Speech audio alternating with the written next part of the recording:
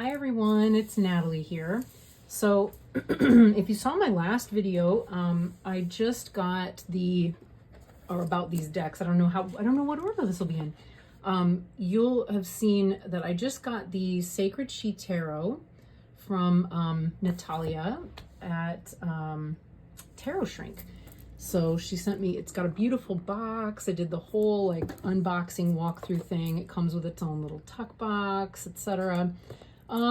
It's absolutely stunning, and I love it. And I thought it would be fun to just do a walkthrough of the Osho Zen Tarot side by side. So the Osho Zen Tarot is one that, this is my original copy from I want to say maybe late 90s, probably 97, 98, somewhere in there is what I'm guessing. I got it to read for myself. It was originally published in 94. And it was published before a lot of these scandals were really public. I wonder, yeah, I don't know. There was plenty of scandal about Osho at that time.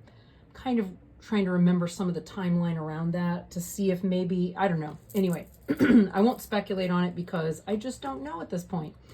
But that said, I did want to just compare like what the two versions look like and how the meanings are different between the two decks. They were both out of order and I've just put them both back in order. Natalia did edge the deck in indigo Sharpie, blue Sharpie, which means that it's gonna do the rub off on your fingers thing for a little while, which actually does not bother me at all. It really, I think, irritates her, and I can see why.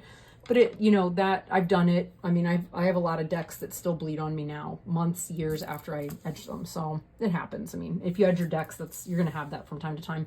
I think it bothers her maybe more because it's not a deck she's as connected to. Sorry, I just got to adjust my little camera stand here just a weensy bit if it'll let me. You gonna let me? Please, pretty please, come on. There? Are they gonna be happy there? All right, I think we'll try it anyway. Okay, so yeah, so we have two different variations of the Fool with very similar color and use of color. I'm not sure what I think of this version. I tend to prefer this one, but I like them both well enough. Very different interpretation here. This one is much more like cosmic and fabulous. I think we'll try and zoom in just a wee bit. There we go. Maybe scoot just a tiny bit this way. Tiny bit this way. Everything always has to, do its thing. Okay, so this one is much more of a magician, right? And the possibility for there to be a change or a shift. Existence implies that our very nature is already magical and capable of transitioning and becoming even more magical the more realized we become, right? So we've got two very different takes on that. I agree with both. This is interesting to me. How similar visually the two high priestesses are, but how different they are in terms of their interpretation, right? One being a very traditional, unknowable, aspect of the high priestess, whereas this one is saying go more deeply inward so you can hear your inner voice, like you are the high priestess. Yeah, there's some very different feel to it. But the two cards have such similar, artistic interpretations there for her. Mother Nature, I love this. I think I maybe prefer it to, I think I even prefer it to the Empress in this one, Creativity. Yeah, I like both of them. They're just very different aspects to these archetypes, right? They're a different angle on those archetypes. The Rebel and versus Order. I like this one. I like them both. What am I saying? I like both. I like both interpretations. I work intensively with this image right now in my meditation practice, so that's probably why I'm extra drawn to this right now. But yeah, but you know, we're speaking to the divine order in this one. The Wisdom Keeper versus Nothingness. This card I think is incredibly unhelpful as a card. That's one of the things I like least about this deck, is that I was perpetually in my youth confused by this deck, confused by this card, whereas this aspect of the Hierophant feels much more accessible and understandable instantly. Yeah, whereas, you know, this is so abstract as to be inscrutable, I think, for the average person trying to read with it, right? Until if you've had a certain level of training and so forth in these types of teachings, then it's one thing, but you know, when you don't, I spent years being befuddled by that. I didn't understand this concept until my late 20s or early 30s, right? So I had the deck for at least 10 years before that. Then we get the Lovers versus Love, which I like. You know, just the nature of love itself, the oneness and the unity of it. But this one's beautiful as well. This one suggests something alchemical that takes place within it. This does too, but it's, yeah, I don't know. Fewer symbols, I guess. Turning point, there's a similarity here with awareness for the Chariot.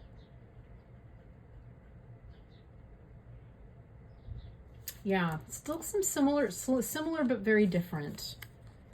Courage versus compassion. Yeah, I mean, in so many ways, you almost can't compare the two decks because they're communicating very different things. And yet they're coming from the same person and from similar background and tradition. So that would have been Strength, Aloneness versus Solitude. Very similar. This is much prettier. That's so terrible. Change. Again. Yeah. Breakthrough versus Balancing. Justice is the card. I prefer the balancing to the breakthrough. This is another one that once I realized that was supposed to be justice, I would be like, oh, that's justice? What? Her explanation, as I recall, is really good. It just, to me, was just never justice, whereas this, to me, is very much. Yeah, just visually even. New Vision versus Waking Up. I mean, they're kind of saying the same thing, but through different visual language and different language, right? Different words, different visual stuff, but pretty much the same kind of image, right? Something changes. So we wake up to our true nature, or we wake up from a concept of this very restricted and limited idea of who we really are, right? Transformation versus transitioning.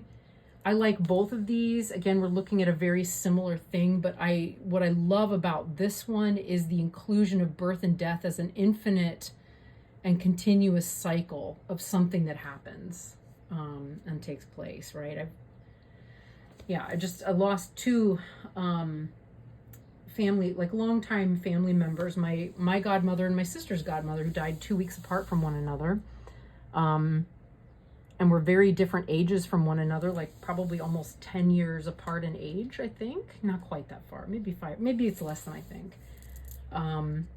And, you know, I've been doing their death prayers and jitro, where you're hoping that if they do choose to continue or cannot escape this cycle of birth and death, that you're hoping that whatever the situation is that they're reborn into is better than what it was before, right? That there's an improvement to their circumstances. Yeah, karma and integration, very, very similar. But when we're talking about, visually similar, we're looking at very different concepts here. Very different concepts, despite the similarity in image. Integration is a totally different concept from karmic volition.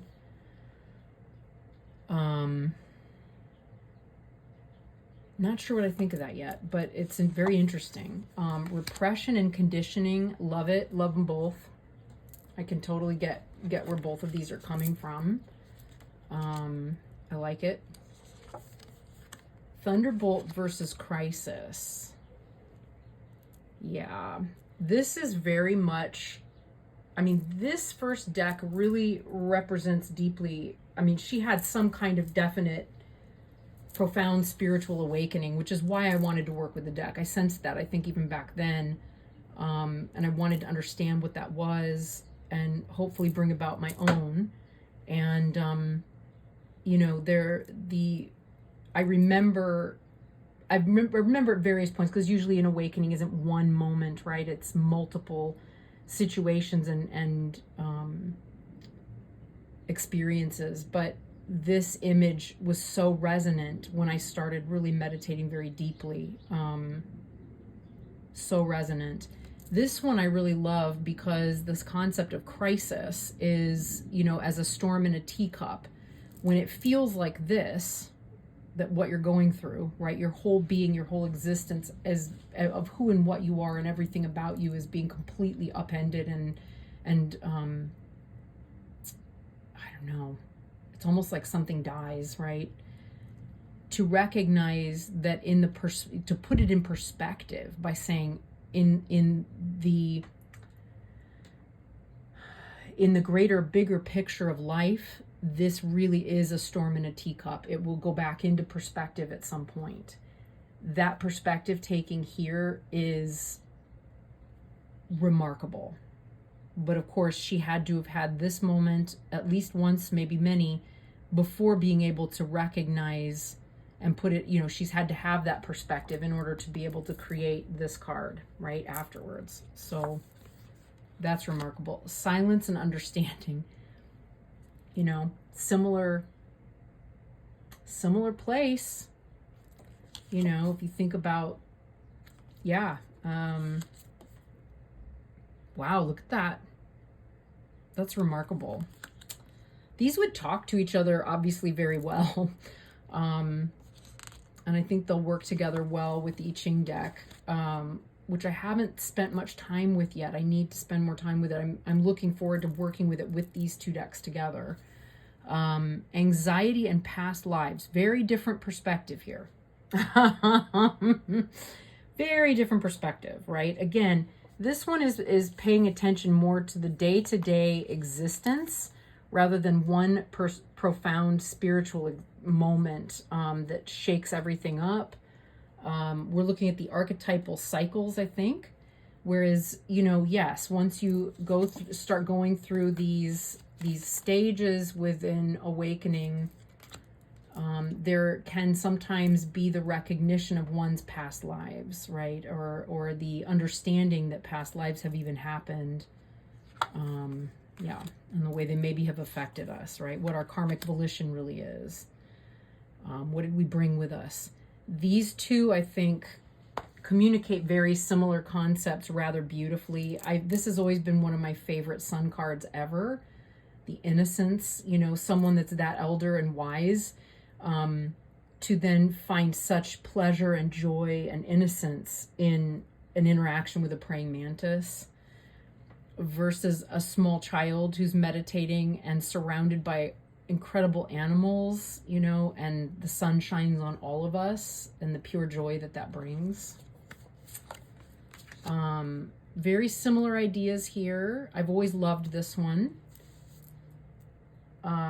This would be judgment. So judgment in one concept, we're beyond illusion. Here, there's a liberation. Again, either of these decks could look at the big, the big awakening, right? The big awakening that takes place. There is going to be anxiety about your existence and what to do next. That's inevitable. And, you know, yeah, when you're liberated, you are going to be beyond illusion and its ability to ensnare you. Can't wait till that happens one day, hopefully. The day I'm not deluded will be a lot of fun. Most of us spend our whole lives that way. Present company included. Wisdom versus completion. Yeah, I love that. This one kind of feels naive in comparison with this one somehow. And yet they both have a lot of resonance, right? They're the world. Yeah, there's nothing wrong with either of these. They're both really good.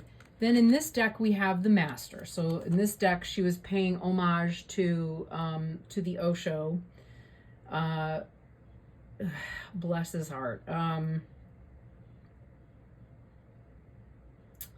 Yeah, Rajneesh. He just didn't. There's a lot there. There's just a lot there. It's a relief not to see an extra card like that in her new one. Although I feel like I've kind of made my peace with Rajneesh Osho. Rajneesh was his old name. Osho became his new name when he wanted to not be affiliated any longer with, you know, what happened in Oregon. So I'm referring to, for those of you who don't know, maybe I'm referring to the, if you haven't seen Wild Wild Country on Netflix, I highly recommend it. It's really an outstanding, I may have to watch it again. It was so good. It's an outstanding production, documentary. And if you haven't seen, if you need a little bit of light relief, may I also recommend that there's an episode of, shoot, what is the name of that show? It's got Helen Mirren plays the like beginning part role, and then basically it's a Documentary Now. That's what it's called. It's called Documentary Now. There's an episode where they're making fun of Wild Wild Country, or doing like a spin on it, and Owen Wilson, excuse me, allergies are really bad right now. It's spring in Missouri. But yeah, he plays Osho, or Rajneesh, and it's really funny. I mean, it really is so bad and so funny, and really well done. So I just throw that out there. But yeah, if you watch Wild Wild Country, there's this one point when he gets on the airplane because he has to leave the country, and he turns around and looks at the camera, and I feel like at that moment he actually really understood the full weight of what had actually gone on and happened, and that he was ultimately responsible. It had happened in his name, and it was ultimately his responsibility. Yeah, it's fascinating. Anyway, he's deceased for some time now. So here we go. The source and inspiration, very similar. And this will be wands. Then we get possibilities and focus, which is really interesting because we're going diametrically opposite here. You know, this one's going broad, broad expanse of space. This one's zooming right in. Very interesting difference there. And then experiencing for the Three of Wands versus refresh. This is interesting. So participation versus dance. So again, this is a deck I got back in the late 90s. That's it's a mandala, right? This 4. And it's also a double Vajra, but I did not see that until today. How is that possible? I always just thought, oh, that's interesting. It's 4 people all pitching in, right? But it's ultimately this. It's a form of a double Vajra, which is one of my favorite symbols. And yeah, it's funny because it's probably, I wonder how much of that, of it being a favorite symbol is influenced by this. I don't know. And 4 is dance. Very different. Not sure where she's going with that yet. Very different here. Totality for 5 of Wands versus competition. This feels more like a traditional 5 of Wands. This one's like, whoa. yeah, flying trapeze being caught versus competition, right? That's still friendly, looks friendly. Success versus triumph, pretty much the same.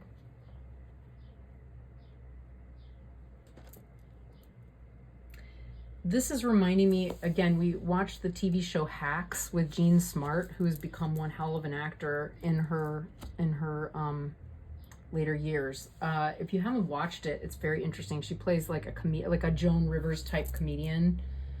And it's, with like Gen Z people putting her in her place and kind of reminding her like, hey, what you're doing is actually really not okay. And eventually she decides to choose growth. And it's really beautiful. The relationship making and creating in that series is really stunning. So this reminds me of that. Stress versus adaptability. Very different, very different. Yeah, the snow fox changes its color and adapts to the environment that it's in. 8 of Wands. Interesting shift here. Traveling versus self-confidence.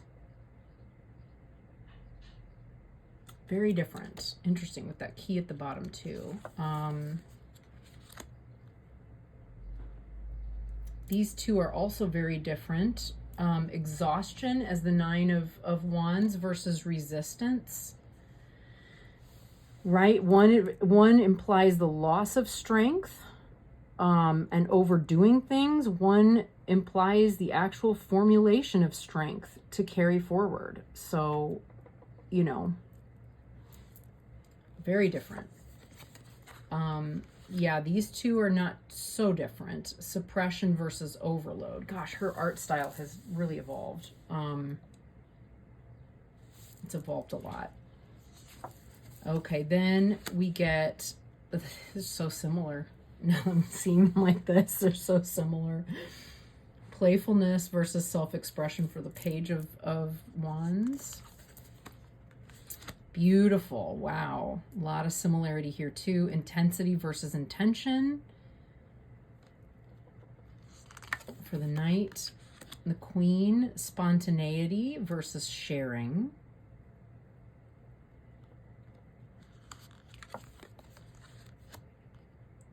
Okay, and then the Creator versus integrity.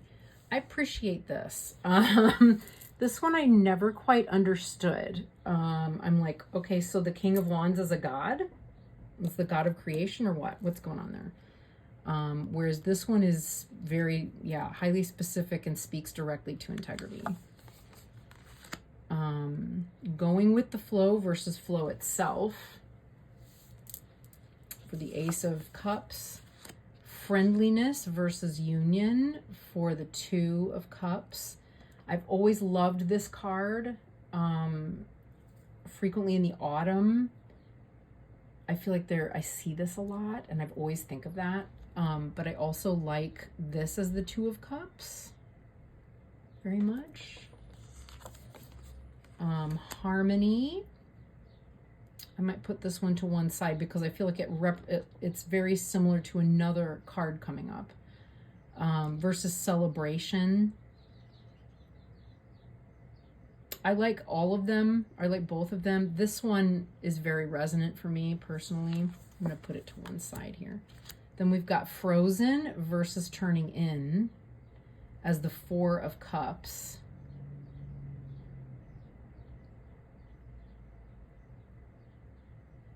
But there's still a serene expression on the frozen person's face. I'm not sure. Interesting. 5, clinging to the past versus disappointment. Very interesting. I mean, I think both are true about the 5 of Cups. I'll say that. The 6 of Cups as the dream versus the 6 of Cups as active passion. Very interesting. I'm not sure about the take on this one yet. I haven't really investigated it. But I'm very curious. Yeah. This one I always understood, in relationship to the 6 of Cups. Okay. Projections versus choices.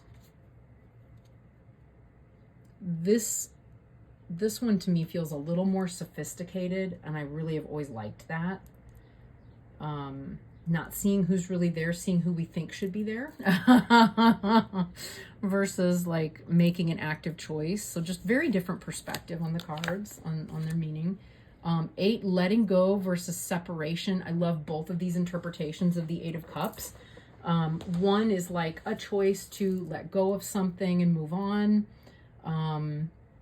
There's an active choice here. This 8 of Cups speaks to, you know, the delusion that we have that we might be separate from one another, when actually, you know, these two people are right there. They just have no ability to see or sense one another. And they're going to be headed in opposite directions, or they're choosing to go opposite directions blindly, but they're never going to be separate. Yeah. Yeah, very interesting. I bet it feels, the more I'm looking at it, there's more to it, I think, than what I'm able to really even verbalize right now. Indulgence versus laziness, very similar. But here we've got a very specific image of a lazy Wall Street guy there. Lazy tycoon versus, you know, let them eat cake. Yeah, there we go. So gratitude versus harmony for the 10 of Cups. I like both of these. This is what I was reminded of here between these two. Yeah, I don't know why. I just was. Yeah, so there we go. And then we have the Page. We have understanding versus imagination. I think this one's probably better. In terms of, I mean, I love this card. I've just always interpreted it not as the Page of Cups. This one feels easier. The Trust versus Voyager for the Knight of Cups feels about pretty much on point. Like it. I like them both. Love these. Receptivity versus intuition. I love both of them. Love it. Healing versus the Dream Weaver. Just two different concepts, right? So this one, I feel like these are not speaking about people. You know, the quartz in this deck in Osho Zen are not speaking about people, whereas in the Sacred She, we're talking about a person. So we're getting this beautiful masculinity, you know, the nurturing, loving side of masculinity that's emotionally intelligent and aware. Love both of these, 100%. 100%. Clarity versus consciousness. Yeah, both of them marvelous. Love it. This is interesting. Schizophrenia versus restraint. The term schizophrenia, that always, I won't say it bothered me, it just led me to a very incorrect understanding of what schizophrenia actually means and what it is. And it really is not actually appropriate to the Two of Swords at all. But yet, without the key word there, the Two of Swords is being caught between two things and needing to make a decisive choice. That seems apparent. The clouds, you know, giving us the feeling of like disillusionment or lack of clarity around which way to go, that made sense to me. But schizophrenia never really did. It made me think that like it means that the mind is somehow divided, which is absolutely untrue. Beyond that, I think Katie Flowers pointed this out on one of her videos a couple of years ago that really gave me pause, because of course now we understand so much more about mental health and its impact, and you know, the fact that the way that we talk about it and have discourse around it is extremely important because it needs to be humanized. And she pointed out how offensive and hurtful that really was. So, yeah, it just always gave me something to contemplate with regards to this deck. In addition, restraint, I think that's fine. That is one. I mean, when I read with Marseille, that's usually what I get with it, is just like hold back, don't go, etc. Or depending on it always depends on the question with Marseille, but with pips, but that makes sense. Heartbreak versus isolation. This felt awkward to me always. This is a very obvious interpretation, but it works. Four of Swords as postponement or rest. Both of those really work. The artwork on this one feels a little simplistic. Love this. Love this.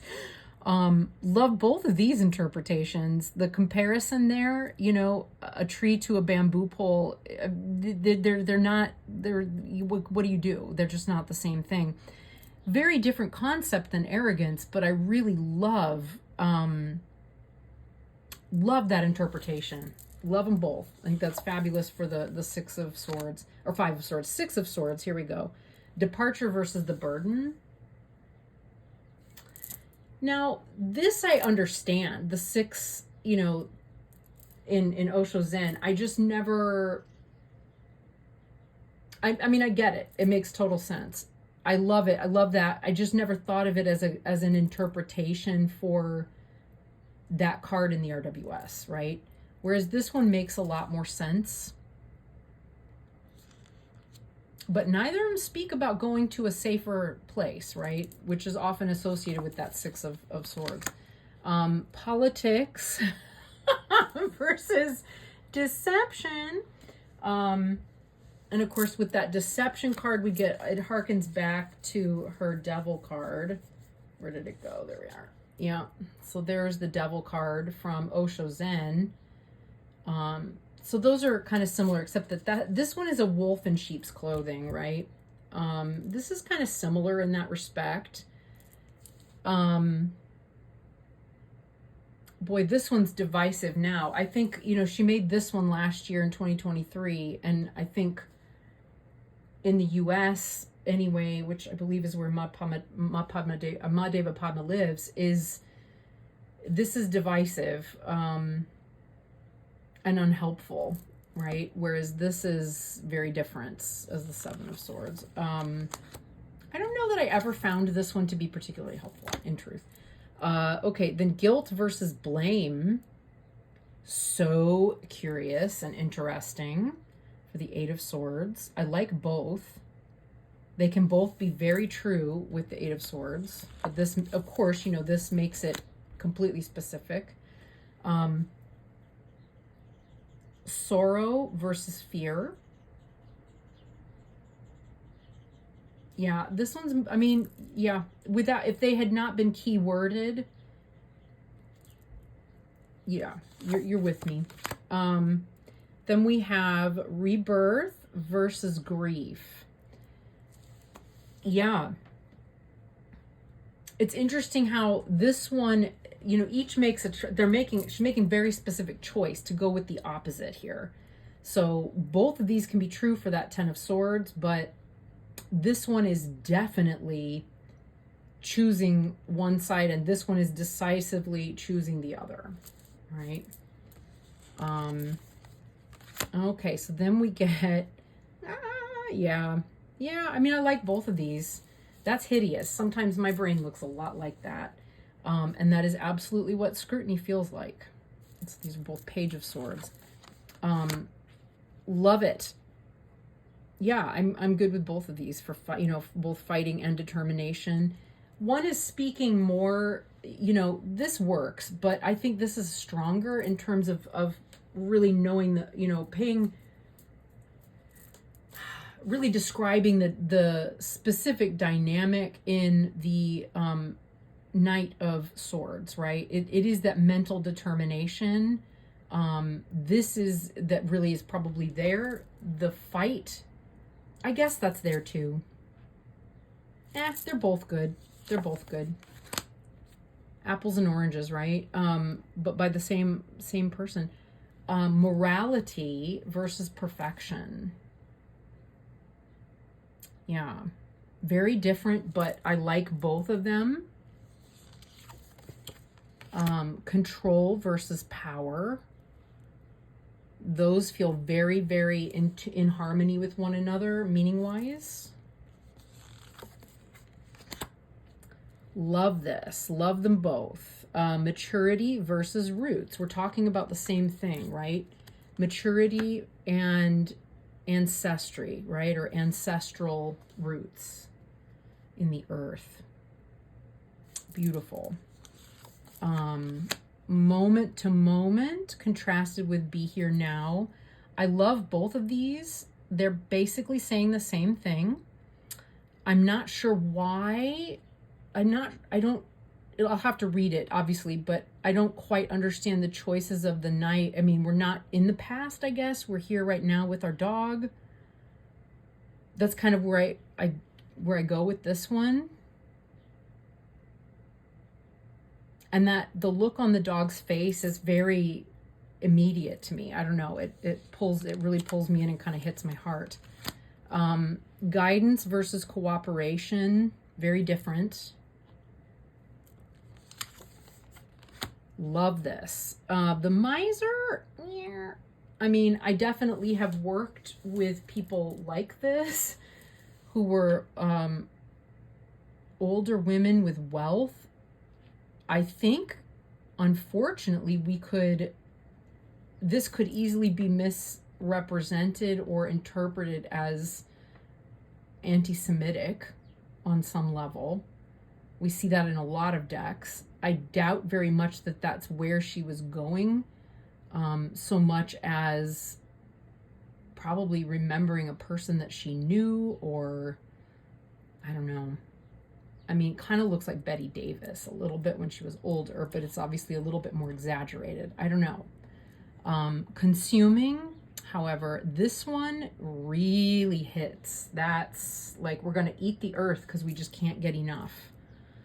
That one is much more, this is projection. This one says, oh no, I do this, right? The outsider versus perseverance, very different. Again, this one maybe speaks to a place that we might be at a particular moment and the way it makes us feel like a small child. Perseverance gives us an instruction. You know, this is temporary. Persevere, you'll be okay. You know, hang in there. Compromise versus generosity. Very different, right? One is freely offered. The other one has to be negotiated. Patience and timing feel very similar, even though the artwork is very different. Ordinariness versus labor of love. Very different. Very, very different. But I like them both. Very nice here. Ripeness versus satisfaction.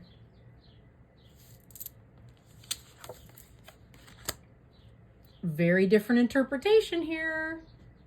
We are the world versus privilege. It's just interesting. So yeah, I mean, that's how I feel too, actually. A lot of times when I look at 10 of coins, that's automatically what I'm seeing now. Yeah, it's really what I'm seeing. But I also love this interpretation, right? It's a unified way. But this one calls it out, right? The sacred she is really calling it out. Honesty versus adventure, quite different. Okay, slowing down versus explore, very different.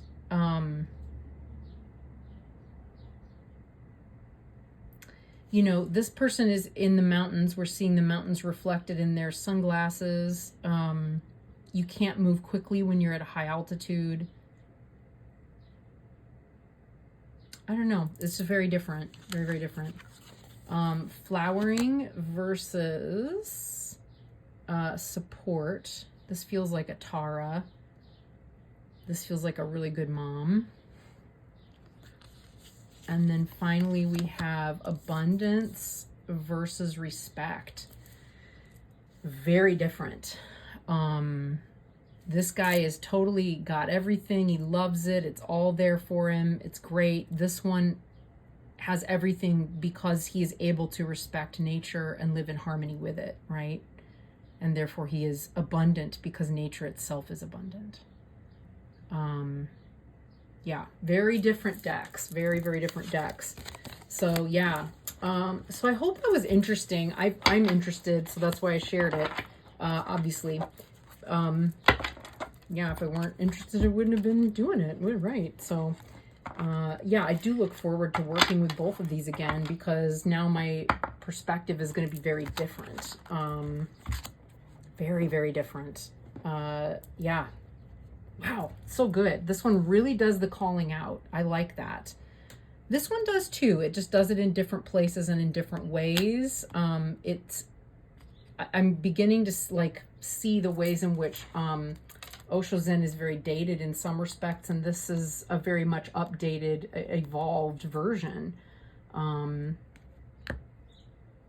of the way that we look at the world, and a way of looking at the world in a way that's more more enlightened, or more